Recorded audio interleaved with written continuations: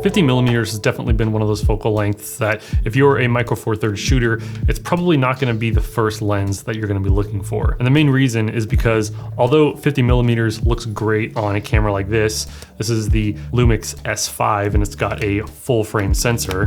50mm looks great on a camera like this because there's no crop. And 50mm has been said to closely represent what the human eye sees. But when you take the crop factor of micro four thirds cameras, you're looking at about a 100mm lens, sometimes even more if your camera crops in 4K. But here's the thing, that doesn't necessarily make 50mm lenses bad, even if you're using a micro four thirds camera. You just have to kind of think about the 50mm in a different way.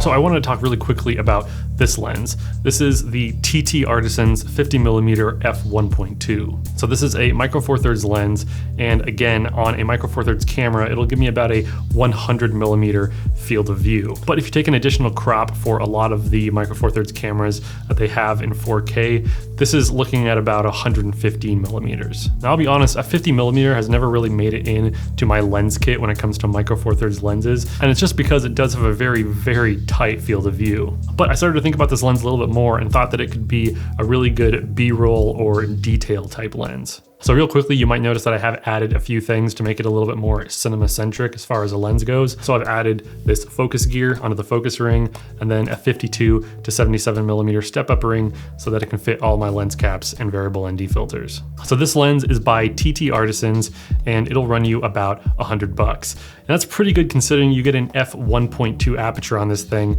which will let in a lot of light.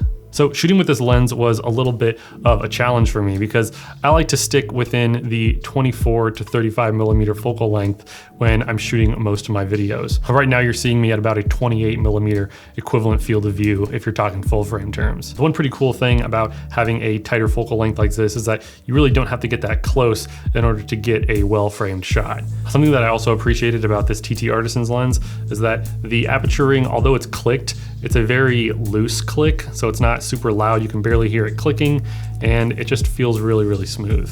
The focus barrel does extend when you're focusing, but the focus barrel is really, really smooth, and it just feels really nice for manual focus. And it's actually got a fairly decent focus throw as well, especially for a photography focused lens. Now, I've never used a TT Artisans lens before, but I was pretty interested to see how sharp this lens was at f1.2. And I was pretty pleasantly surprised with how sharp the images I was able to get, even with a variable ND filter in front of the lens. Something else that's really nice is that this lens has a bit of heft to it. It's an all metal construction. It has a metal lens mount too, which is pretty sweet. It just feels really, really premium. It doesn't really feel like it's a $100 lens. It feels like it could cost a lot more. So how would a lens like this fit in to your kit?